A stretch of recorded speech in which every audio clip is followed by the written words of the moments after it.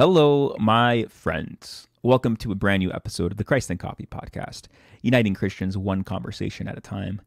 Today we have the Reverend Serop Megerditchian joining the program. He is the pastor of Glendale Armenian Church of the Nazarene. He shares his journey from Syria to Canada to Southern California. He talks about what life was like leading a church in the midst of the Syrian civil war, what life was like welcoming refugees to Canada, and what it's like doing a ministry in Southern California. There are so many nuggets of wisdom in this conversation, so many interesting stories. You're in for a treat. But before we begin the conversation, if you could do me a favor and like us on Facebook, follow us on Spotify, and subscribe to us on YouTube, you will help promote this podcast. And you'll help us reach more people with these Christ-centered conversations. With that said, please grab a cup of coffee and enjoy this Christ-centered conversation.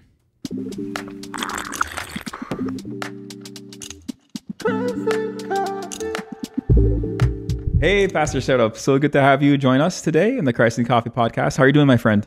Thank you, Pastor Hack. It's a pleasure. It's a blessing to be with you. And it's so good that you're here because we kind of are relatively new to California. Well, I'm an East Coast New Yorker, and you're originally from Syria. Kesab, Syria. Kesab, Syria. Yes. It's very important. The Kesab is important. What's the difference? What makes Kesab, Syria different than other parts like Aleppo or Damascus? Yes, because the birthplace is always the home. Right. So I do recommend that every single person should remember the home, not forget the home. Yeah. And what was it like growing up in Kesab? So I grew up in Kesab. My primary school was in Kesab, the church in Kesab. So we had 4 Armenian evangelical churches in Kesab, private school in Kesab. My mom was 46 years Armenian and Bible teacher there. So we grew up there. Amazing. And and most of the population were Armenian. So we have Armenian evangelical, Catholic, and Apostolic churches. So how did Kesab have what's the history of Kesab having Armenians in it to begin with? Because Kesab, Syria is not Armenia. It's part of the Cilician kingdom. Okay. Which is go back like 800, 900 years back. So since those days, Kesab were Armenians. So the Western Armenia, the Cilicia kingdom, yes. You had these enclaves of Armenians throughout eastern Turkey, northern Syria. It's been over 1,000 years there's Armenians there. Yes, and the location is the northern western part of Syria, next to the Turkish border. Yeah. In fact, you can see the Turkish border. So when the genocide happened, were they affected by it? Or Of course. Even before the genocide, 1909 was one of it. Then 1915. Then afterwards, 1938-39, another episode as well. Then 2014, the latest one, when during the war in Syria, the Islamist fanatic group, with the help of Turkey, of course, they entered Kesab and destroyed everything. We're not talking 100 years ago. We're talking about 10 years ago. 10 years. Not even 10 years. Not even 10 years. March 2014. Amazing. And even my parents' house, my grandparents' house were destroyed. The churches, schools. Yeah. Wow. So you grew up in this community that's used to being experienced persecutions of various sorts throughout its history, even up till recent history. So what was so did you grow up Armenian evangelical and you went to... Yes. My grandparents were Armenian evangelical, so my parents as well as myself. Was there a moment where you like the faith became like a personal experience? In fact, yes, in the sense that although the home, the family, the spirit is there, every Sunday school, and church. My parents were part of the church board more than 25, 30 years. Yeah. And amazingly, when we were kids, me and my brother, but now he's in heaven. So we used to complain, why all these meetings, the parents are not home? Of course, our grandparents was there, so my grandpa and grandma. But again, it's part of the daily life, weekly life, that every morning at the school we have chapel, then every Sunday we have to go to the church. Sunday school or attending the church. During a camp, because again, Kesap is one of the places that it's a resort place, mountainous place next to the Mediterranean Sea, like half an hour driving. Yeah. So it's a resort place. Most of the Christian churches, they have their camps in Kesap. Okay. And of course, later on, a lot of people. So 30,000, 35,000 during summer, and winter time is 1,000. Wow. So huge difference. So during that camp, I realized that I have to not only submit myself, but want to dedicate myself serving the Lord 100%. How old were you when this was happening? So About. it was 18, 19 years old. Okay. Amazing. So was that one of these camps? And then what led you to become an ordained minister? What was that? Was from that moment you decided to also do clergy, or was that later? So it was later on, because the war in Aleppo, in Lebanon, was there. So it was not easy for us to attend the school and the war. So I started university, my studies in Latakia. Okay. And my BA, I did my bachelor in English literature. Although my main setting was physics. Got it. But because the physics those days in the university was in Arabic language. The mathematics in Arabic language. Everything is in Arabic language. So I studied English literature just to escape the Arabic part of the physics and mathematics and so on. So after that, I stayed for 2 years in New York, then back to Syria. Then I did my master's in Nearest School of Theology. Okay. Amazing. How was New York at the time? Because that's my home territory, as you know. Yes, and we used to attend the church at New York, where I used to pastor. Yes, Yeah. We used to pastor, and of course, mostly the elderly people were there. Got it. Yeah, amazing. But such a nice families. Yeah. I do remember them. Nice families. In the middle of the downtown. It's right in the heart. It's this little Armenian evangelical church right in the heart of New York. So you go back to Syria, you got your degree, and then where was your first pastorate church? Where did you first serve? It was amazing. When I was studying, doing my master's, at the same time I was part of the board of the church, so member. And at the same time, when there was no pastor, I was the vice moderator or kind of vice pastor. So I used to come once a month to Kesap to have the meeting and preach on Sunday and return back. So after graduation, my first service, my first ministry. So unofficially, you've been doing a lot of volunteer work. Yes. Yeah, I got you. And then. And in fact, let me. The volunteerism started when my father passed away. Okay. And I was 15 years old. And he used to do janitorial ministry in the church, volunteer. Wow. For instance, every Saturday evening, he used to play hymns or sharagans that all Kesaptis, the whole town, can hear that.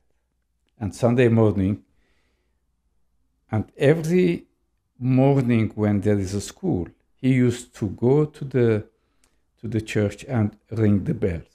Wow. At 7 a.m. So when he suddenly passed away, I did that part. Continue that volunteer legacy. Continue, just Ring the bell. the legacy should be there. Wow. Saturday night and Sunday morning. So when I graduated, I returned to the home church. So I served for almost 3 years. First 6 months, 4 churches. Kalatran, Körküne, Ekizolu, Kesa. This is 4 areas, 4 towns, 4 villages that we have the churches. So my Sunday used to start 8 a.m. until 1 p.m. Wow. 4 churches. And you'd preach at each church? Yes. Like a marathon? And Yes. same sermon? Of course, the same sermon. yeah, just I can't prepare. one of my preaching professors said, if it's true once, it'll be true twice. So, Yes. Yeah, that's great. So, yeah. Amazing. So the 4th sermon, the 4th service, was the best one or the worst one? not only the best one, Okay. it will be by heart now. Yeah. No, it's everything. Yeah. Amazing. Because I used, and still now, I write the sermon from A to Z. Amazing. Yeah. And so then after you were doing this for a season, you what's the next position? So then, in fact, it was a blessing days in Kesap.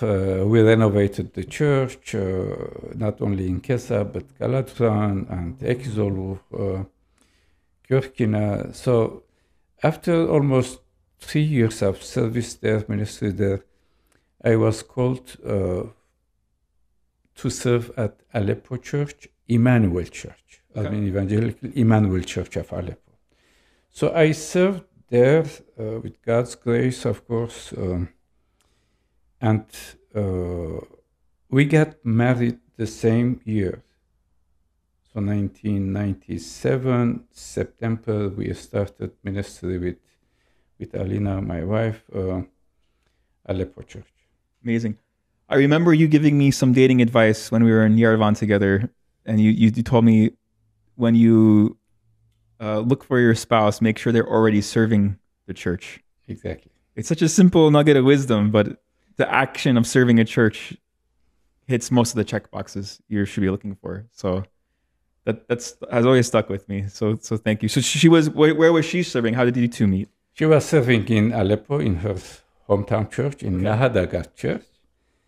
And we met during camps. And there you go. Yeah. Beautiful. And what's Aleppo like for those who don't know? Like, was it Armenians always living in Aleppo as well, or? Yes, there was a community in Aleppo since 1500.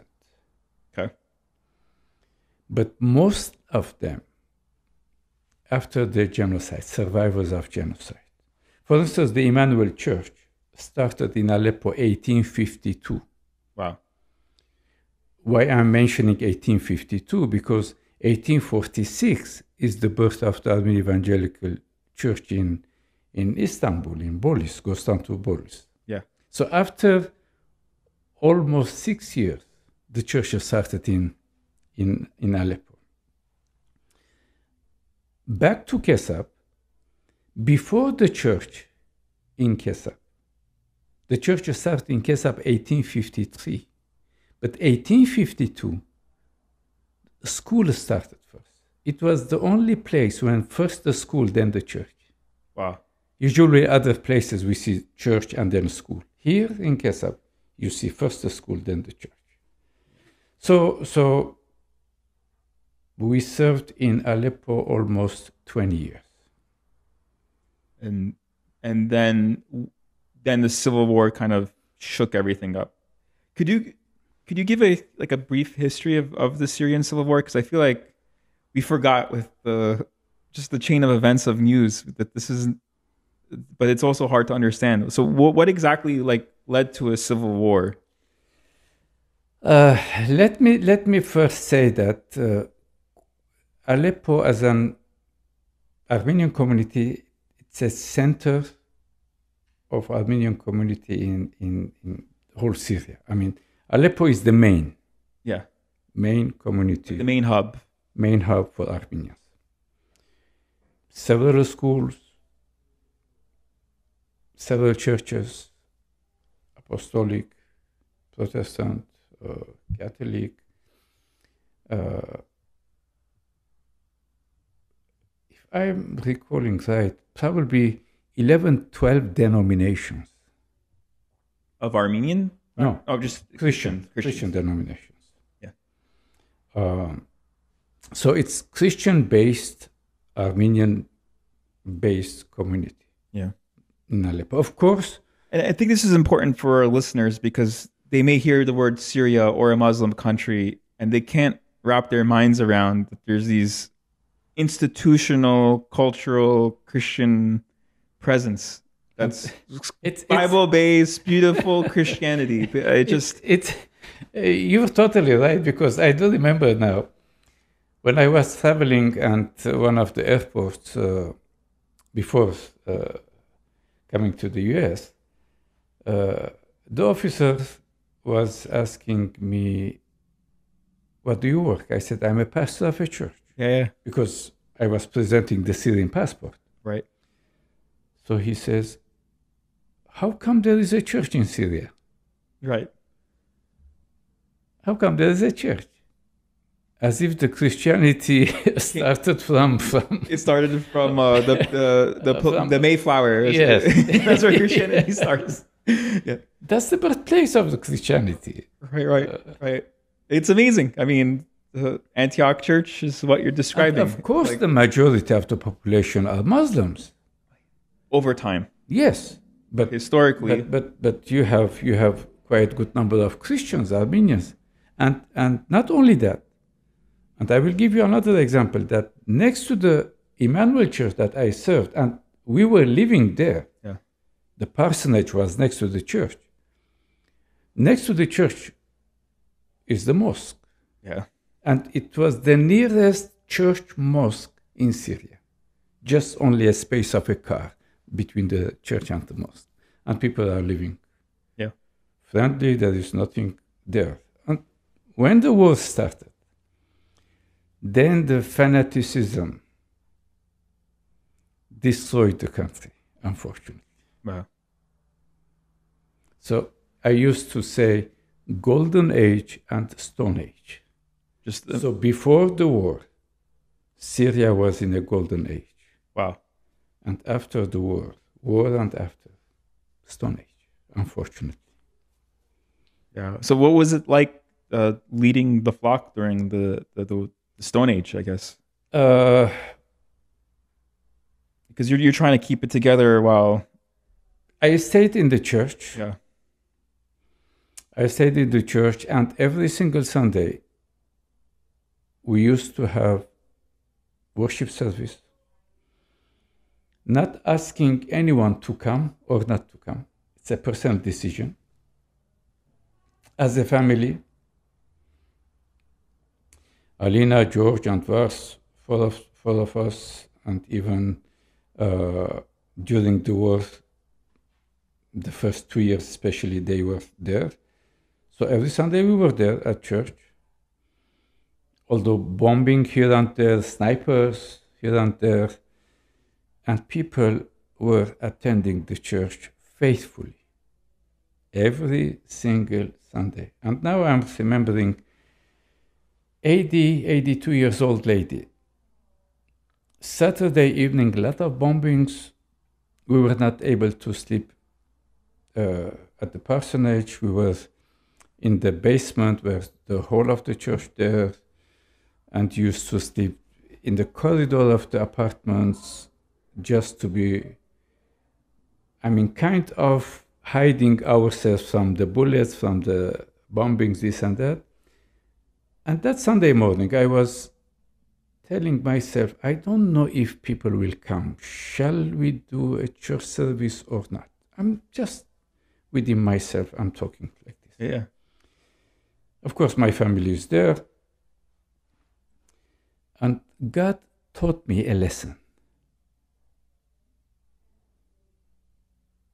And the lesson was the church, when we started the church, probably a handful of people, and then almost 60, 70 people attended the church. And I realized this lady, 82-year-old lady, the 82 years old lady, after finishing the service, I went directly to her. So as a pastor, usually people will expect from the pastor, where are you? Where have you been? Why are you not coming to church? The first question that I asked her, I said, why you came? My concern, if something happened, I feel guilty, kind of. Right. She says, Pastor, it's amazing. She says, it's better to die in the church or on the way to the church instead of sitting at home dying there. Wow. This is one of the lessons that never calculate humanly because God knows. It's amazing, especially thinking about the pandemic mindset. This it's one thing when there's bombs, another thing when there's this virus, but that's an amazing lesson to learn. So wow. And I will give you an example concerning this the virus issue. When the lockdown happened, a lady called me and yelling, screaming, what is this? I said, what's going on? She says, this is ridiculous. The restaurants are closed. They don't have kids, so they're both, husband and wife. She says, we used to go every day to the restaurant, and now what we will do? I said, what about the shops are open, groceries? Mm-hmm. She says, I'm not used to cook. Well, I said, it's better to learn. Let's take it positively. Then I gave the example of what we experienced, we lived. Yeah. So I was telling, no internet, no electricity, no water, no food, nothing. You have the money, but you can't buy anything. Right. So count your blessings. You have everything. So the difference. I remember you telling me too, because we first met in Armenia while the Civil War was happening. I was a young, right out of seminary pastor, and I was asking you what's getting you through the Civil War, and you told me that phrase, the count your blessings. Can you elaborate more on what does that mean when you're in a situation where there's literally no internet and there's bombs? What does it mean to count your blessings? Every single day, when I open my eyes, and I tell people all over, every single day when you open your eyes, that in itself, it's a miracle. So count that blessing, because although the death is next to you, if there is a war or not, but you take it for granted. Right. So during the war, you see death, you experience what's going on. Within a minute, you will be gone. So count your blessings. You're able to see, you're able to talk, you're able to walk, you're able to breathe. The most blessings that every single person should count, not what we have, how many bedrooms we have, what kind of car, who cares? But count your blessings. Even I was during the Thanksgiving Sunday, I was mentioning to the people, the cup of water, the glass of water, count your blessings. Lot of places I went through it, no water, but you're alive. Yeah. Next door neighbors, something tragic happened. You're alive. Count your blessings. So no need to complain for secondary, thirdly issues. Yeah. And unfortunately here, spoiled. I don't think we quite understand that notion. I think the term we use is first world problems. We complain about not going to the restaurant versus not having water. Yes. A big difference. Yes. And for several months, the refrigerator was just like a closet. Nothing to be there. The door is open. You don't have the electricity. You don't have water to drink. Yeah. Not taking shower every couple hours. Right. Not taking shower with hot water. So much we take for granted here. If 2 minutes the electricity was gone here, panic. People were, what's going on? Yeah. 100%. The internet. If you don't have it, you don't have it. Which one is better, your life or the internet? That's right. It's there's a missing limb syndrome with the phone. If your phone is not on you, you feel like part of you is missing. As if your ID is not with you. Exactly. It's quite amazing how attached we are to, or dependent we are on electricity, and we don't necessarily need electricity. We could just go outside and have the sun. and you know the problem. We don't realize that other places they are suffering of that. Not other places. The vast majority of humanity is underprivileged compared to what we experience here in America. So that's why the individualistic mentality, the individualistic type of living is getting more and more fanatically increasing, instead of opening our eyes and see a lot of places. So how can we share what we have with others? Yeah. Where's community? So where's the community? So you grew up in this very Armenian Christian environment. You ended up leading this Christian Armenian environment in Syria, in Aleppo during the Civil War, and then you eventually come to Canada. Is that correct? Yes. But before that, of course, we went through a lot of challenges during there. Of course.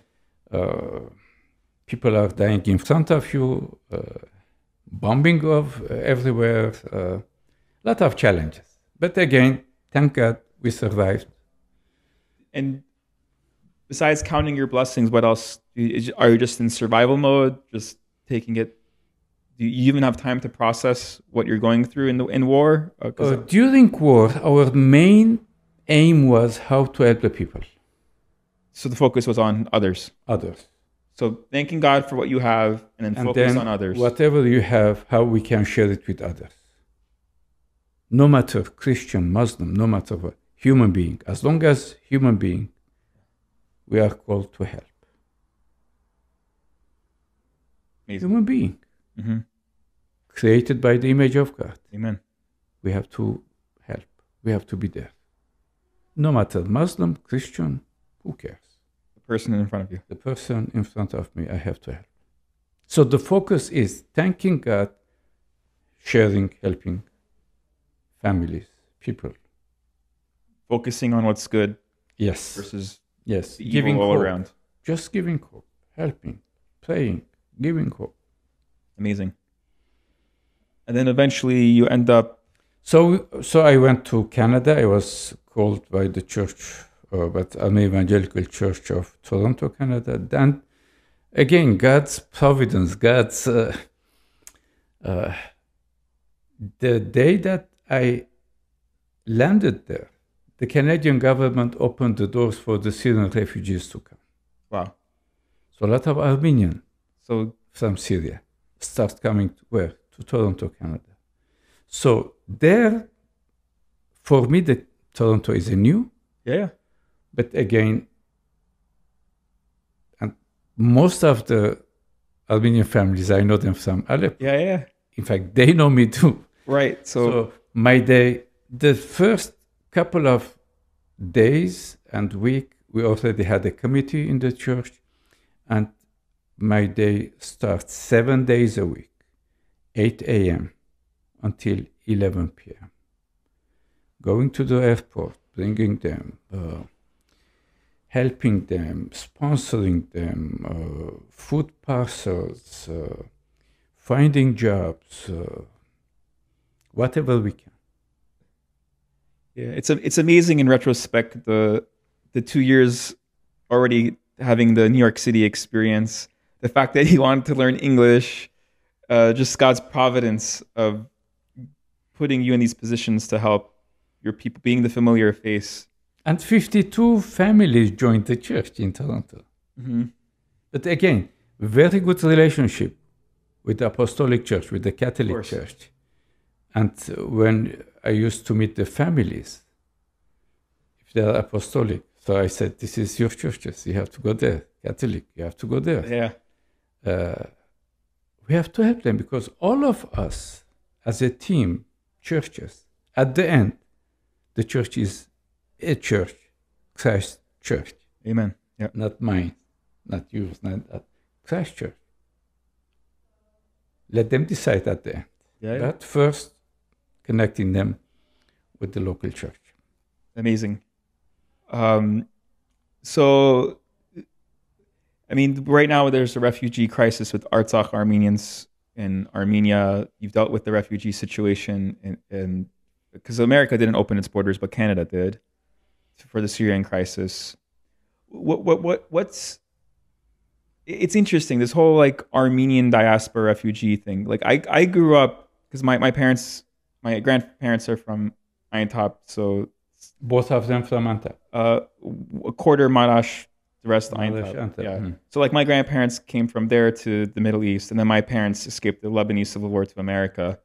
So I actually had this thought growing up my entire life that where am I gonna go? Because the trend is whenever you become a grown-up as an Armenian, you have to go to another country. Like I'm not thinking that it was like forced. Without thinking about it. No, I think this is just normal. Like, you just leave when you grow up. So I remember getting to the point where like I picked Australia. I'm like 9 years old. The furthest place. But they speak English and they have the ocean. So that my 9-year-old brain is thinking that this is just the history of being Armenian. This is this constant plight of each generation. But how do you help someone who's transitioning to, because you're also transitioning yourself. Exactly. You're also figuring it out as you're trying to help other people figure it out. Is there any sort of advice you could give to someone who's experiencing a complete displacement of home? As if it's in Armenian genes. Yeah. Not to stay in a place, not voluntarily to go, but forcing them to leave. Right. During the Artsakh war, during the Artsakh situation, the exodus, with Alina, we were in Yerevan. We were in Armenia as a mission there, and we met several families. This is recent, a few months in September. Yeah. A couple months ago. 100,000 exodus, leaving behind everything. So 1915, if people will say, we didn't see, we didn't know what happened. Right. Of course, underline if. Every single person knows what happened 1915, genocide. Right. But what about now? It's in the internet. The pictures are there, people are there, people are talking live. Right. But unfortunately, we're living in a jungle. Right. So no one was talking about it. The exodus, they left everything behind. Not only their homes, everything. The legacy of hundreds of years of history. Thousands of years left behind. Oh. So when we met several families, one of the moms says, I don't want to leave border areas anymore. We faced 3 times of war. We lost cousins, sons, husbands. What is the end?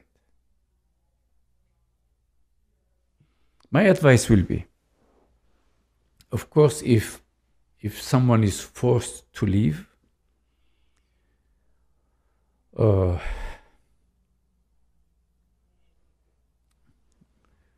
will give the example that last Sunday, not this one, the previous Sunday, no, last Sunday, I mentioned it at church.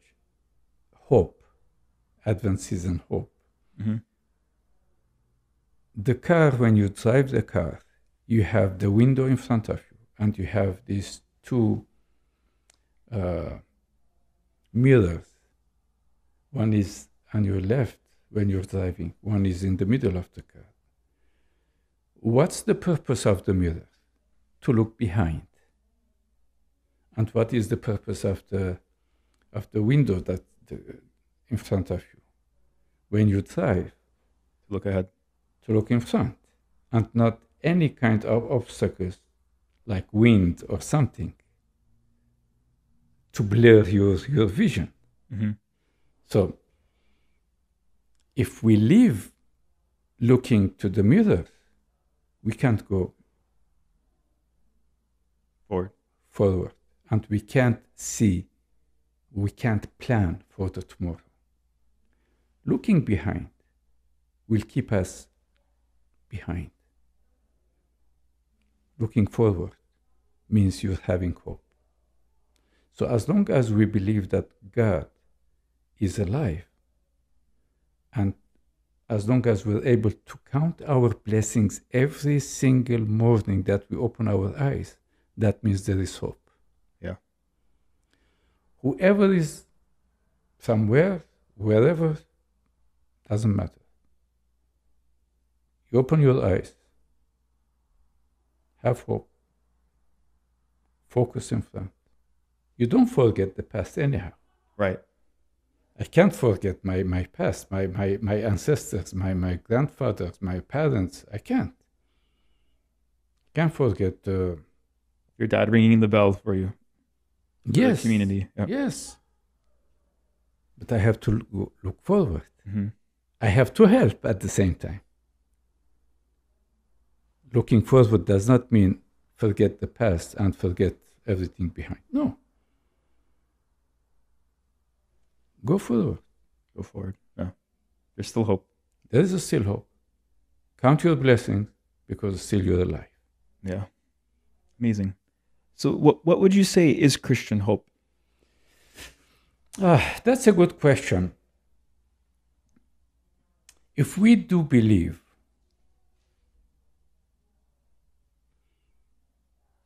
Christ rose from the dead,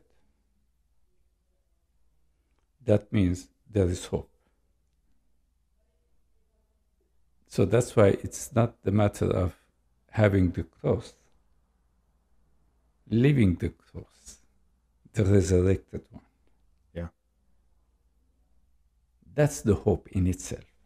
Right. And this type of hope is within the person's deep down belief. Keep telling the people, when you are sleeping by yourself alone, even if your wife or husband next to you, at the end, you're individual, by yourself. Do you have this inner hope? No one knows about it. You know it, and your God knows. Do you have this hope? Do you have the hope that God raised Jesus from the dead will raise me and you and our community if we trust and believe in Him? That's the Christian hope. Amen to that. So now you're in California, and you touched upon the theme of community a few times, and having the different perspectives of being from the Middle East, growing up in this very tight-knit community in Kesab. What advice would you give to the American individualistic mind? Because I'm trying to think how we would react if, God forbid, a war broke out, or would we have this community where we would help the person in front of us, or would we just go Wild West, everyone for themselves? What insights do you see on ways that we could serve the community here in Los Angeles that we're both in? Also, I know it's a big question. It's a big question, in fact, and then they have the 1, 2, 3 solution. Of course. It's not a microwave situation. Just put it and but there is this perspective. But that you could bring to this. My focus will be the family, families, and it will start from the family. If there is no family, there is no community. Right. So the starting point should be from the family.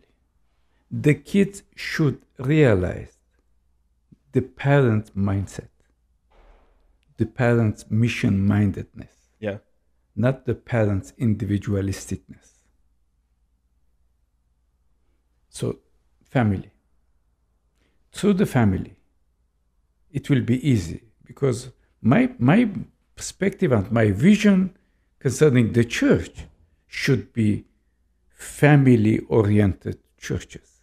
Right. So when you have the family, the teaching in the family, not only kind of teaching wordly, practically. What does it mean? Serving. How we can serve during Christmas, let's say. Right. Thanksgiving, Easter, Palm Sunday. Right. How can we practically help someone? And the kids should see that. So when you have this family within the church, then the church mentality will be mission-oriented, outreach-oriented. Because these families, they saw within their home this small unity. Otherwise, it will be totally messed up. Because today's situation, the families are totally individualistic within the family in itself. Right. So that's the main challenge. Yeah. Family, then community. Of course, first God, family, and then community. But in that order, yeah. Yes, God, family, and then church, community. Yeah, and then the leadership in the church reflecting that as well. Yes. And I mean, there's a reason why the leadership for church is making sure the leader is a family-focused person.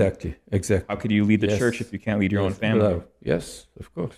Yeah, because I've noticed this trend, just, my parents being from the Lebanese Civil War, how the American culture, at its best, there's innovation, there's freedoms, there's so many positives. Like, I love living here. I'm proud American. But there is this dismantling of this radical individualism that leads to dismantling of the family. And then now it's eroding with the technology of the internet and everything. We become more and more individualistic. And there needs to be this sense of community. And I think that's a great insight. Just not idolizing the institution of family. Families come in all shapes and sizes.